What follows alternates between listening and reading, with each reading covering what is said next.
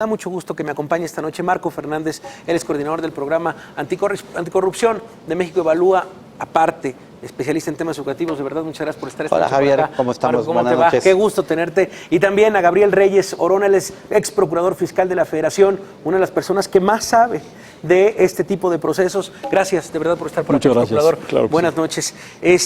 A ver, empezamos yo creo que por la parte jurídica. Y ahora sí que te preguntaría a ti, ¿por dónde empezar en este tema? Por darnos cuenta de que es el desenlace lógico de una peripecia más de un gobierno marcado por la ignorancia jurídica. Es muy grave lo que sucede cuando nos damos cuenta que los procuradores improvisados, como es el caso de Murillo Karam, no pueden llegar a otro lugar que el de las pifias, el del desengaño, el de la frustración de la gente que pensaba que había algo detrás que jamás se pudo probar. ¿Por qué esto es muy grave, Javier? Porque la justicia es la columna vertebral de toda comunidad organizada. La justicia no es algo para jugar, no es un elemento que los políticos deban o puedan manipular. Si Enrique Peña Nieto, o Murillo Karam o el propio Osorio Chong no tenían el nombre, la presencia o la capacidad de formar una imagen pública, no lo debieron hacer jugando con la justicia. ¿Qué es lo que pasa? Esto fue una dura prueba a el sistema de justicia. ¿Por qué? Porque vimos cómo desde la Secretaría de Gobernación se trató de litigar, cómo funcionarios públicos pensaron que podían moldear y hacer de la justicia lo que ellos quisieran. Y esto, y repito, que fue una dura prueba para la justicia, creo que ha sido exitosamente superada. ¿Por qué? Porque el articulado de pesos y contrapesos que hay en el Poder Judicial de la Federación impidió que los consentidos, que los carnales del poder público obtuvieran una sentencia a modo. Esto pone sobre la mesa el estudio muy profundo que tiene que hacerse sobre el Consejo de la Judicatura Federal. Tiene que hacerse un análisis muy claro y profundo sobre la constante intromisión de Marta María Hernández Álvarez en un proceso como este y muchos otros más, en los cuales... ¿Quién es ella, Marta María? Es una consejera de la Judicatura Federal que considera que el Poder Judicial de la Federal es una torre de Babel en la que solamente los magistrados y jueces pueden dispensar la justicia que ellos creen que deban dispensar. Qué debate, sí. Pero afortunadamente vemos que el Poder Judicial de la Federación va más allá de las personas y que verdaderamente existen pesos y contrapesos. ¿Qué nos encontramos, Javier? Nos encontramos que un procurador nos presentó mal un caso. ¿Desde el día 1? Desde el día 1. ¿Por qué, Javier? Explicando un poco el caso del Bester, ¿cuáles son, de qué está acusada el Bester Gordillo y por qué empieza mal o empieza con el pie izquierdo la justicia mexicana? La acusación central era lavado de dinero. Y para que exista lavado de dinero necesitamos un elemento fundamental, que es el origen ilícito de los recursos. Sin embargo, aquí lo que nos dicen es que los recursos de entrada ya estaban acopiados o eran parte del patrimonio del sindicato. En ese momento, el manejo bueno o malo de los recursos del sindicato es una situación entre los agremiados y sus líderes. El gobierno federal no puede decidir cuándo un líder sindical hace bien las cosas conforme a los estatutos de un sindicato.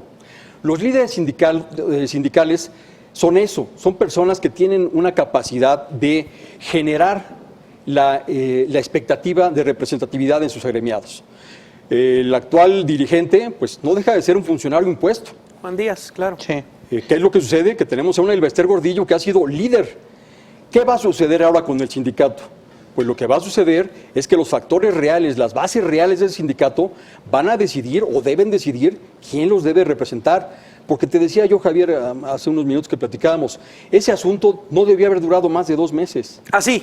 O sea, así de claro es. O sea, a ver, creo que complementando lo que dice el licenciado, o sea, lo que desde mi perspectiva evidencia la decisión es, por un lado, la politización de la justicia recurrente en este país.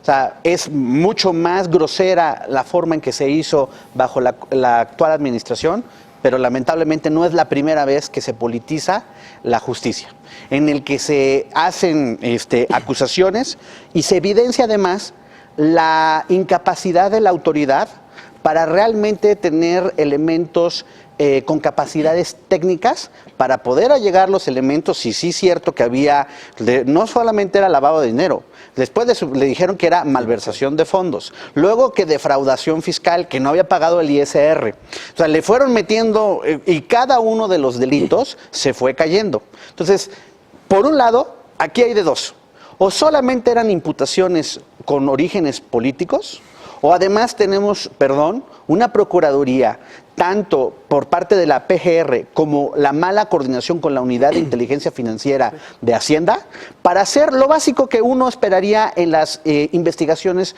contra presuntos delitos de corrupción, que es el seguimiento del dinero. Así es. Si sí es cierto que todo esto estaba ocurriendo, pues ¿dónde está la capacidad para ver cómo se hicieron las triangulaciones de los recursos? Sí, cómo que llegó ese estos recursos fideicomiso. eran mal habidos, que realmente era delincuencia organizada porque estaba la cajera del Sindicato Nacional de Trabajadores, miembros del Comité Ejecutivo, todos ellos firmando, y de ahí se agarraron para decir, esto fue una orquestación de voluntades y por lo tanto están haciendo delincuencia organizada. Y era la forma de tratar de amarrarlo jurídicamente, usted es el abogado, pero lo que entiendo es que precisamente con esa acusación la dejaban en la cárcel, no podía salir bajo fianza porque los otros delitos sí podían pagar la fianza, y así nos fuimos 5 años, 5 meses. Sí, para detenerlo, esa es la acusación anzuelo, Así la es. que la mantiene. ¿Qué es lo que está buscando la autoridad cuando hace una acusación de esta naturaleza? Gravedad en el tipo. Lo que quieren es que sea una acusación tal que primero se lleva a cabo la aprehensión y la detención de la persona indeseable para el poder público y años después se conoce la verdad jurídica. Eso no le debe pasar a nadie. Nos caiga bien o nos caiga mal, un sistema jurídico debe estar basado en la igualdad, en la equidad en la justicia, en la forma en la que se administra de manera correcta y debida la justicia. Decíamos hace ratito, ¿por qué no podía haber lavado dinero? Porque el origen no era ilícito. ¿Por qué se debió haber acabado inmediatamente? Porque si, como sucedió en el caso del Pemex Gate, el sindicato hubiera dado la oportunidad de decir, bueno, si algo no se ejerció correctamente, yo lo devuelvo, en ese momento es un tema que se acaba dentro del sindicato. No debe rebasar, o sea, trataron al sindicato como si se tratara de una dependencia federal y si los recursos que estaban dentro del patrimonio del sindicato fueran recursos que debieran ser fiscalizados como una dependencia federal. Cuando no es así. Cuando no es así. ¿Qué es lo que ha sucedido? Que eso se tendría que evaluar en un, o sea, de hecho, técnicamente, en estricto sentido jurídico, no puedo más que estar de acuerdo con lo que se está diciendo. Sin embargo, hay muchos sin embargo. Hay muchos sin embargo. O sea, primero que nada, o sea, cuando uno observa y ya es cosa juzgada y demás, pero cuando uno observa el estilo de vida y la influencia que llevó esta señora por años sobre el sistema educativo, pues yo creo que ese sindicato es súper generoso con unos salarios estrafalarios, porque pues da para tener casas en todos lados y la multiplicación de los bienes. Siempre ella se trató de zafar con que eran los centenarios famosos que le había regalado su abuela, pero eso que se lo crea su abuela. Obras de arte era del porque sindicato. Realmente no es Esos poco centenarios sostenible. que se los crea su abuela. Exacto. Okay. Entonces, en ese sentido, eso me parece que es terrible. Se evidencia además, yo recuerdo que cuando fue esa aprehensión y se estaba especulando de las implicaciones para que por fin iba a haber mejor manejo de los recursos públicos en educación, yo recuerdo que dije, bueno, es que Alibaba la metieron al bote y los 51 ladrones, que eran los 51 miembros del Comité Ejecutivo Nacional, que son los secretarios de las secciones sindicales, estuvieron libres, porque los desvíos que ha habido de recursos del sindicato y demás, no solamente fue obra del Bester Gordillo, pero lo que quedó claro con esto es que fue una acusación motivada políticamente a la luz de lo que estaba pasando con la reforma educativa. Y eso es un despropósito, ¿no? O sea, de verdad, pongámoslo sobre la mesa. Lo que sucedió, lo que se evidencia. Estado que se diga de derecho, no debe pasar algo así. Y nos deja muy claro el sabor de boca que después de un quinazo, después de un Pemex Gate, Peña Nieto trató de hacer imagen y posición y postura de jefe de Estado, abusando de la justicia, creyendo que ese poder que adquirieron aquellos presidentes que acusaron a líderes sindicales se iba a él a apoderar del poder político por esa vía. Y esto es algo que no debe suceder en ningún país. De hecho, fue el manotazo, desde mi punto de vista, que dio, porque traían rencillas, todo esto no era de gratis, eran las rencillas entre Emilio Choaifet, entonces secretario de Educación, que era su máximo rival, y la señora Elbester Gordillo, de cara a la reforma educativa, y dar un manotazo por parte del nuevo gobierno en ese entonces para retomar el control político del sindicato, que a la luz de los priistas se les había salido del huacal y ya tenían independencia política. Que quede algo claro en este programa, ¿eh? No estamos defendiendo el Elbester Gordillo, estamos poniendo las piezas sobre la mesa, porque ahorita vamos a hacer un análisis de lo que significa el Elbester Gordillo en la figura educativa. Y ahí me parece que hay muchos puntos reprobables, específicamente. Digamos que poco defendibles. Pocos defendibles. Entonces, digo, para que quede claro, porque lo que estamos criticando en esta mesa es el proceder del abuso de poder de un gobierno federal que estiró durante 5 años un caso que no debió haber durado ese plazo. Que según el entonces procurador era muy firme y pues vean qué tan firme. De claroscuros. Aquí hay cosas notables en ambos sentidos, en lo bueno y en lo malo.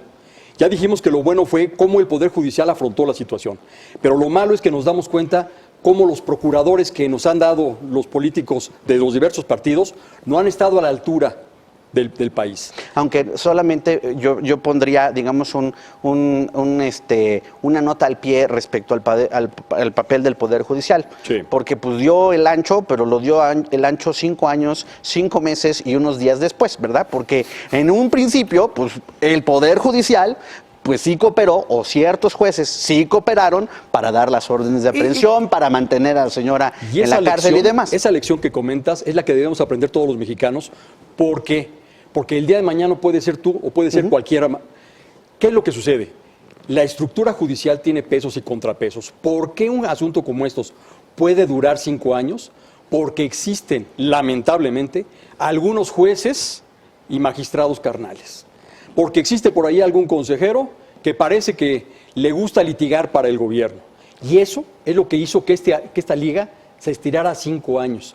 Que hubiera un aprisionamiento político por 5 años cuando no tenía méritos de fondo para ser procesado judicialmente. Pero además creo, perdón Javier, pero además creo que esto evidencia algo fundamental de cara a los debates que vienen para las próximas semanas para el país. Evidencia el por qué se necesita de una vez por todas sentar las bases de la profesionalización y autonomía verdadera con capacidades técnicas de una Fiscalía General de la República. Tocas el tema, porque mientras sigamos teniendo, o sea, el arreglo que tenemos, por más promesas de que hay una persona buena que va a ser procurador, la forma en que está diseñada y cómo funciona la Procuraduría, hay sus casos de excepción, pero lamentablemente es una institución que no está formada a partir del mérito, sino que tiene un montón de vicios que lamentablemente se tienen que extirpar, y que este caso, como lo que pasó en Ayotzinapa y un largo etcétera, evidencia las debilidades, creo, de la Procuraduría General de la República, pero insisto, además de la nula o de la muy frágil coordinación que hay entre la Unidad de Inteligencia Financiera, que es la que tiene legalmente el poder de hacer todos los seguimientos de las triangulaciones financieras, que se supone le da los elementos entonces a la Procuraduría para que siga la investigación, y la gente de la Procuraduría lleva los elementos ante el juez. Pero claramente, a la luz de este caso y de múltiples que se han dado, pues esa coordinación, digamos que, por decirlo coloquialmente, es bastante chafa. Sí. Pero es bastante más allá que eso. ¿Por qué? El encargado de la Unidad de Inteligencia Financiera, ¿qué experiencia tenía en asuntos materia de esa Unidad de Inteligencia Financiera? Absolutamente ninguna. ¿No? Recordaremos que es aquel procurador del caso Polet. Decían de broma cuando lo nombraron jefe de la Unidad de Inteligencia Financiera que los lavadores de dinero... Hay que subrayar esto. Sí. Claro, no se ha Decían que los lavadores esto de dinero iban a meter el dinero en los colchones porque ahí este personaje no encontraba nada. No, qué tema. Y justo otra vez, tienes toda la razón, esto otra vez evidencia el por qué, si no creamos un verdadero servicio civil de carrera en estas instancias y tenemos controles de pesos y contrapesos al interior de la Fiscalía, pues procuradores vendrán, procuradores irán, y este tipo lamentable de abuso politizado de la justicia va a ser recurrente. Aquí nos enoja más porque es un personaje súper controvertido y en términos estrictamente legales, tienes toda la razón. O sea, abusaron de la ley para meter a alguien que claramente ha encontrado los espacios en la ley para vivir a costa del erario. Pero eso es otra cosa. Pero nos debe sorprender que una persona con la capacidad y experiencia jurídica de Murillo Karam tuviera este resultado. No. Yo creo que es perfectamente lógico. Mientras haya personas inexpertas, con un sesgo político y con una tendencia partidaria en la Procuraduría General de la República, los resultados van a ser estos. Porque recordemos y seamos claros, se habla hoy de una reforma educativa cuando lo que se trató es una reforma laboral del sector educativo. Es una reforma laboral del sector burocrático en materia de educación. Después, años después, comenzaron a hablar de planes y programas de educación. Pero la reforma que propuso era una reforma burocrática. Ahí, híjole, me va a costar trabajo, pero voy a tener que ser defensor de lo políticamente incorrecto.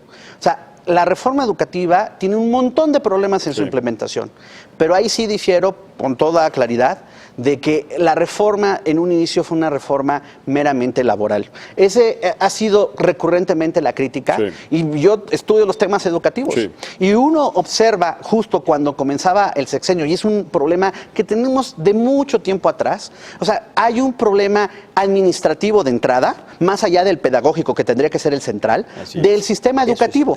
Y entonces ese sí se tiene que hacer y se quedaron a la mitad y lo implementaron mal, el reordenar administrativamente la forma, por ejemplo, en que no sabíamos hasta entonces ni cuántos maestros había en las escuelas públicas del país. ¿Para eso necesitábamos modificar la Constitución? A ver, quiero hacer un paréntesis rápidamente porque nos interesa también conocer la ruta de lo que sigue para el Bester Gordillo. ¿Qué pasa, por ejemplo, con las cuentas de banco del Bester Gordillo después de esta resolución? ¿Puede o no salir del país? ¿Qué sucede con la figura del Bester?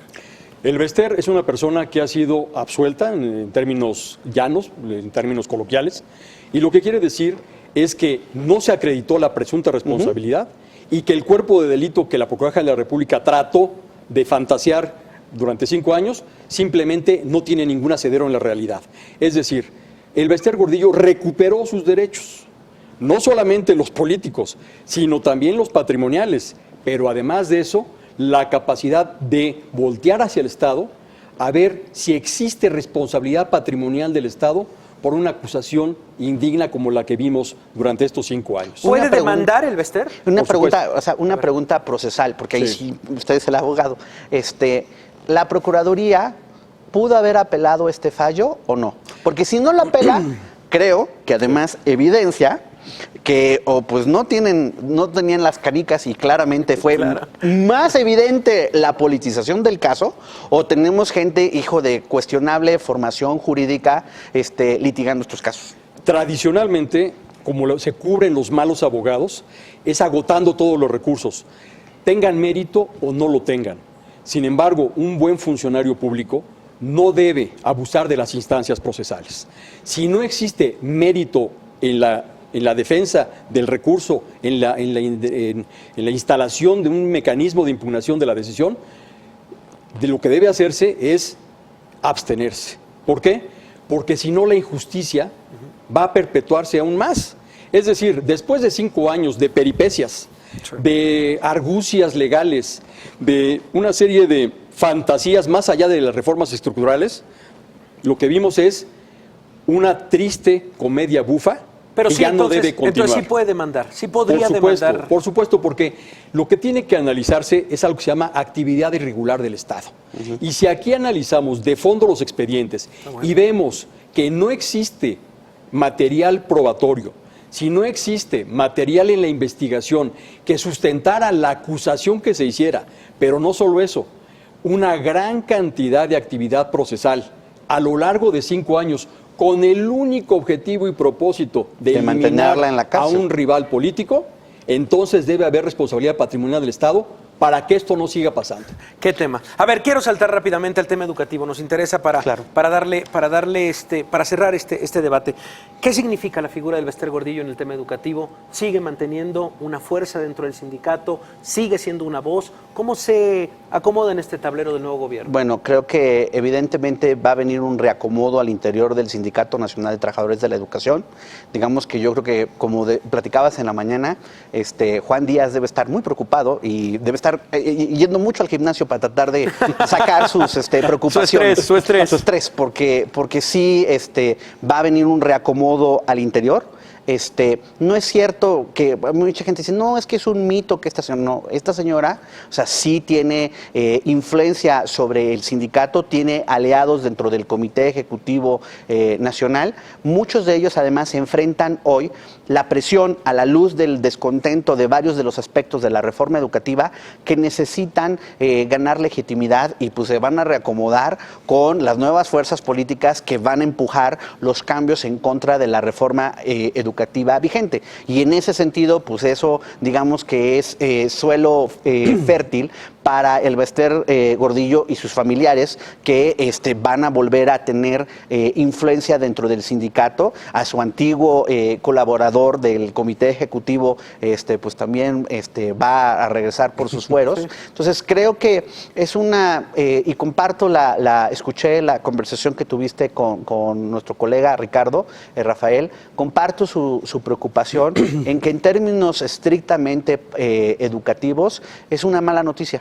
Es una mala noticia porque no todos los problemas son de la jofa mexicana, no son problemas del Bester, son problemas mucho más estructurales, pero en esos problemas tuvo demasiada autoría ella y sus cercanos en la forma en que, por ejemplo, se pervirtieron programas que eran fundamentales y que tenían un buen propósito como carrera magisterial para darle incentivos económicos supuestamente a los mejores maestros, y que ellos capturaron con la influencia política y la cooperación del gobierno de Zedillo, del gobierno de Fox y de Calderón para controlar ese instrumento y que se volviera un instrumento, por ejemplo, de disciplina del magisterio y no para premiar a los mejores maestros. Sino para el que acude a tal Exacto. marcha. Pero yo creo que Juan Díaz Torre no debe estar preocupado.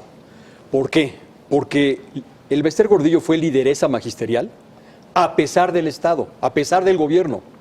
Juan Díaz Torre es un funcionario impuesto por el gobierno en una estructura sindical. Realmente estaríamos comparando peras y manzanas.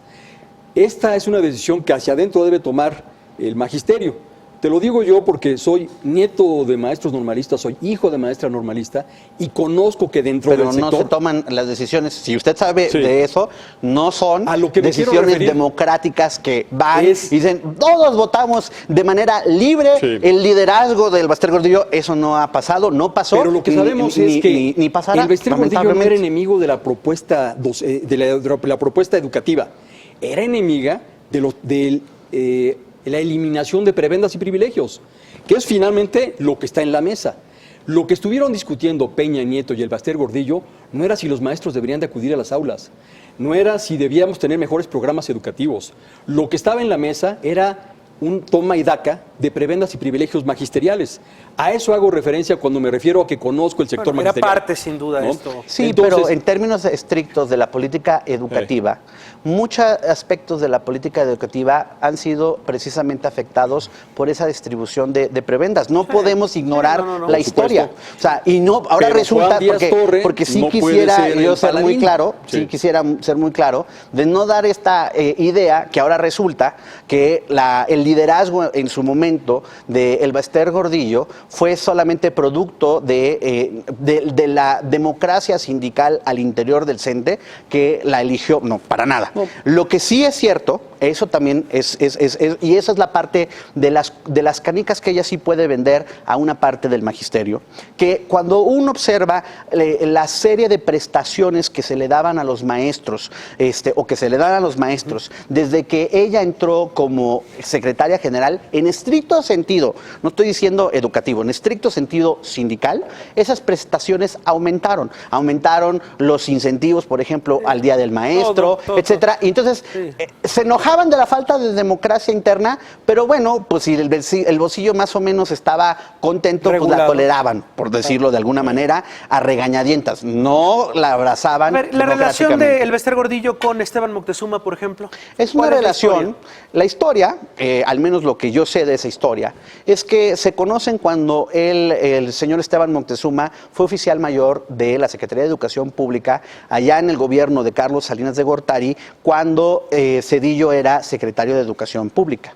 Justo en medio de otra reforma educativa, que era la reforma del Acuerdo Nacional para la Educación Básica, ese acuerdo descentralizaba la administración de los servicios educativos a los estados.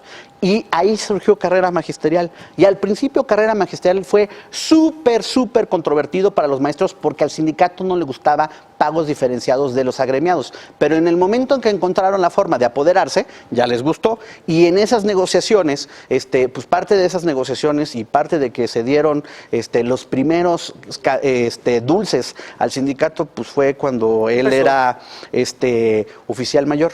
Entonces, desde ahí viene la relación. Bueno, pero pues, lo deja muy claro. Sí. Lo que se discute, una cosa son prebendas y privilegios a lo largo de una vida de un sindicato y otra cosa son los programas y los planes de estudio. Yo sí creo que en muchos aspectos esta noticia es mala. Creo yo que la educación y los avances que se están dando en la educación son irreversibles porque ahora tienen a la sociedad civil encima.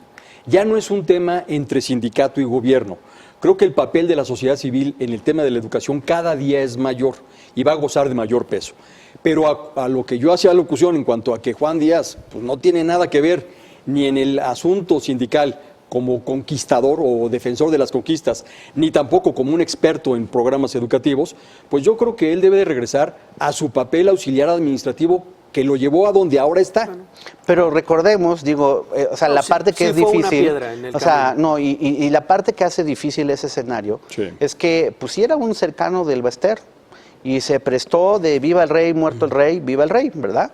Y pues eso yo asumo que a la señora no se le va a olvidar. Digamos que no está, ¿cómo se llama? Tejiendo chambrita y diciendo ya lo olvidé. Ojalá que fuera no rencorosa como nos llama el nuevo presidente.